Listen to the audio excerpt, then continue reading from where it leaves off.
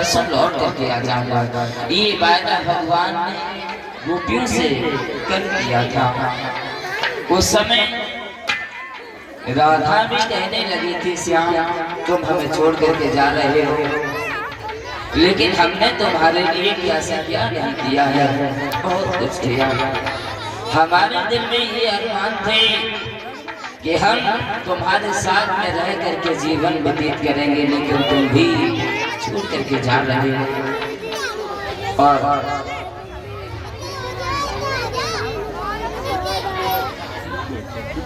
देखिए भगवान श्याम सुंदर से राधा कह रही है, हाथों को छोड़ करके श्याम जा रहे हो, तुम ये अच्छी बात नहीं।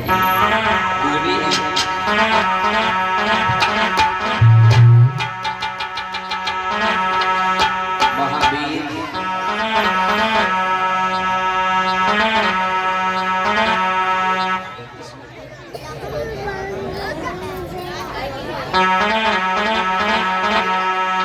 बोली है राधा कि दे दिया और जब श्याम तुमने कि दे दिया जब श्याम तुमने दिल दुखाने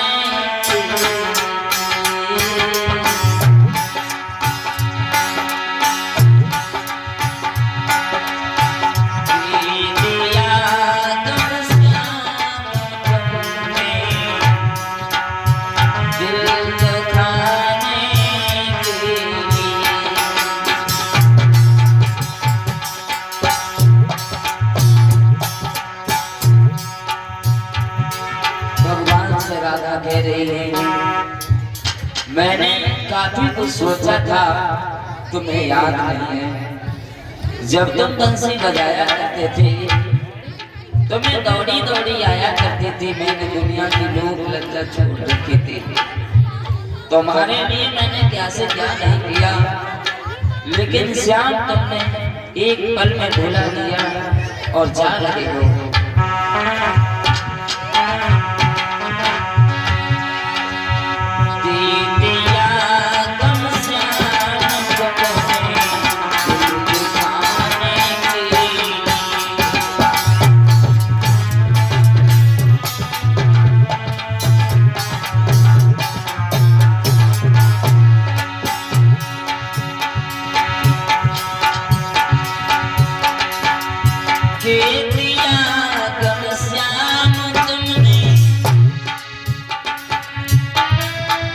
दिल दुखाने के लिए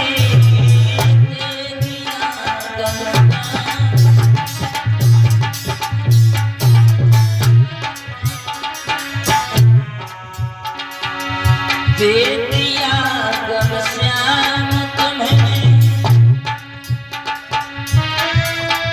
दिल दुखाने के लिए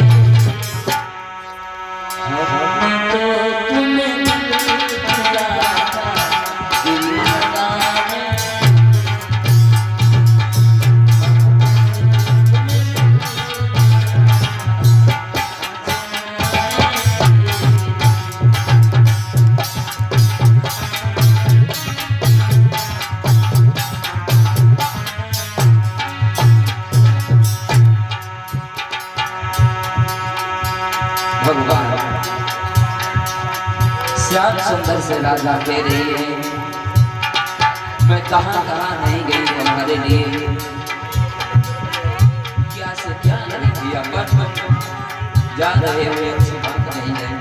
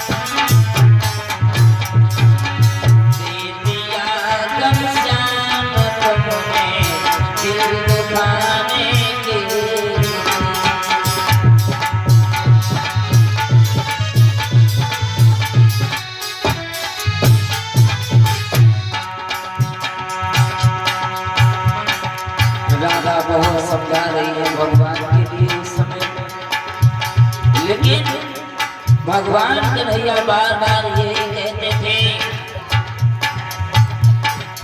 आता रहे, कल रुकेंगे, परसों लौट करके आ जाएंगे, परेशान न हो, जाने दीजिए।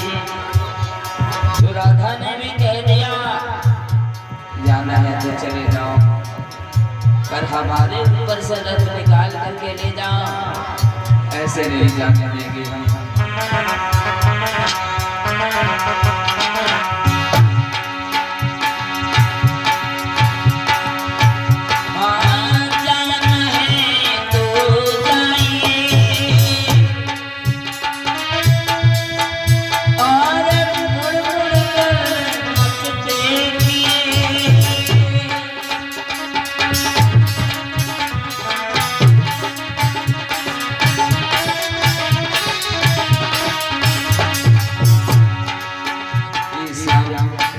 अगर जाने की ही जिद कर रहे हो तुम तो चले जाओ, अब हमें समझाने की कोशिश न कीजिएगा, क्योंकि तुम्हें पता नहीं है हमने बहुत कुछ तुम्हारे लिए किया था, लेकिन एक ही पल में तुमने हमें भुला दिया। जाओ अरे जाना है तो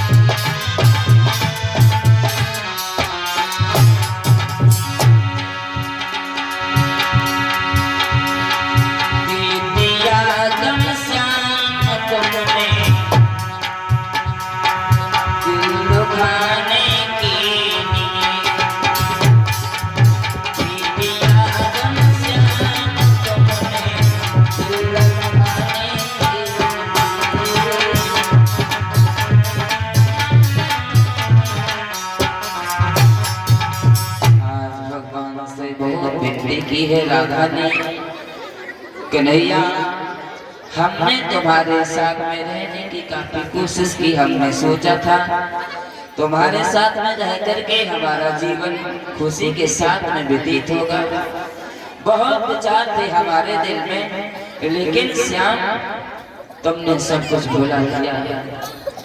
कितना प्रेम किया था हमने तुमसे, एक पल ही में सारा भूल में मिला दिया तुमने, और कह रहे हो कि मैं परसों लौट करके आ जाएंगे, लेकिन जा रहे हो तो चले जाइए, लेकिन अब ये ना कहो कि हम तुम्हें बिल्कुल भुला नहीं सकती। भगवान श्याम सुंदर राधा से ये वादा करके मथुरा चले गए थे। धीरे धीरे धीरे धीरे हुआ ये भगवान ने अपने द्वारा भोजराज कंस का उद्धार किया। भगवान कन्हैया इधर पर भोजराज कंस का उद्धार किया है, जेल के बीच में पड़े हुए देवकी और वसुदेव उनके लिए भी जेल से मुक्त कराया, और इधर नाना और सेन के लिए भोजराज कंस ने जो है जेल में डलवा दिया था, स्वयं राजा बन गया।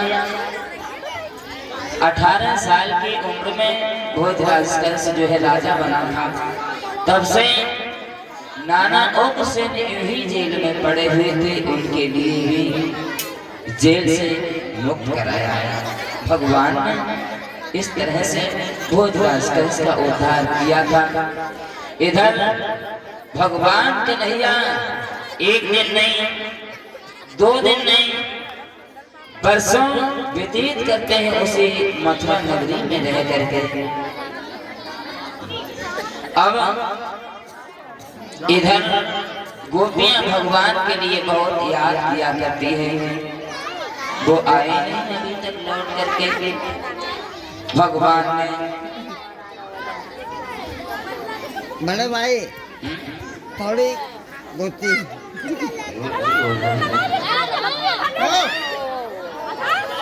अरे यार नीचे देख लो, ओए 10 रुपए बसंत जी की तरफ से आए हैं और एक बार जयकारा लगाए सभी बोलिए गोविंद भगवान की, बोलिए आनंद भगवान की। इधर भगवान कन्हैया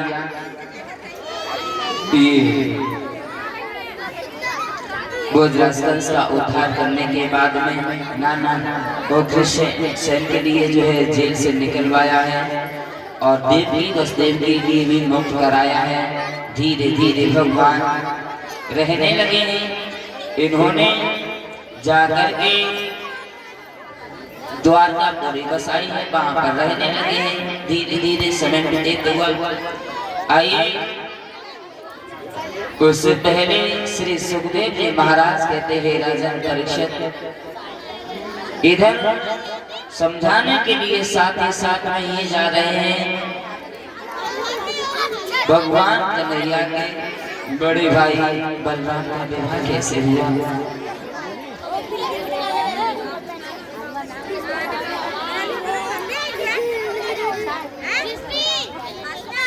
इधर बलराम और कन्हैया एक पिता के संतान थे। इधर समय व्यतीत हुआ, देखते हैं बलराम की शादी कैसे हुई। ये सतयुग में एक राजा हुए थे वीरतक, जिनका नाम था, और ये अरवत नगरी के रहने वाले महाराज वीरतक थे, जिनके घर में एक कन्या थी जिसका नाम रेवती था। रेवती के साथ में बलराम का विवाह कैसे हुआ, देखिए कैसे राजा थे।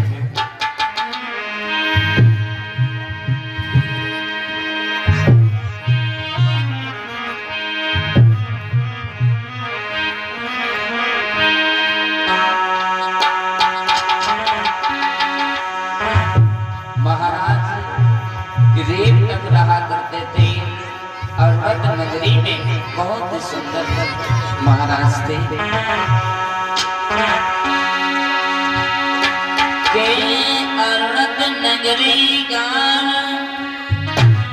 अरे रेवतक नाम सुना चितलाई, और है सतयुग की बात रे जब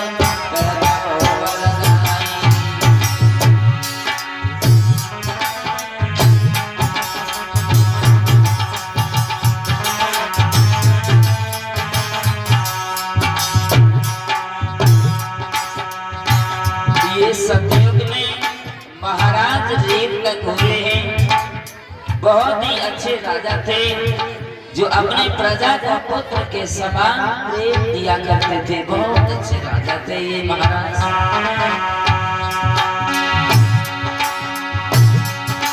और अरवत नगरी का रेवतक नाम सुनो चितलाई, सुनो चितलाई।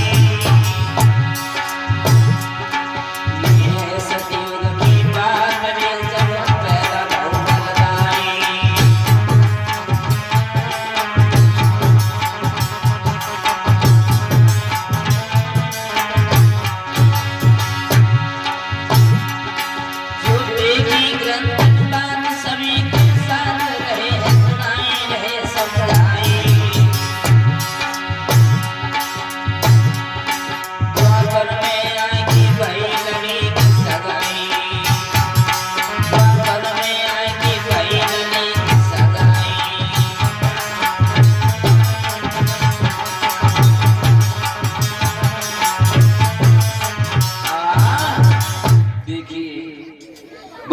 सुंदर थे राजा अरणक नगरी के रहने वाले महाराज रेवतक की कन्या थी जिसका नाम रेवती था। रेवती इस सतयुग में जन्मी है और द्वापर में आकर के इनकी शादी बलराम के साथ में हुई है।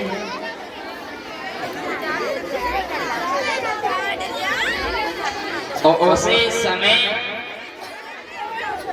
सतयुग की बात है और उन्हें महाराज रेवतक के घर में उस लड़के ने जन्म लिया था। सतयुग का ही समय था उस समय।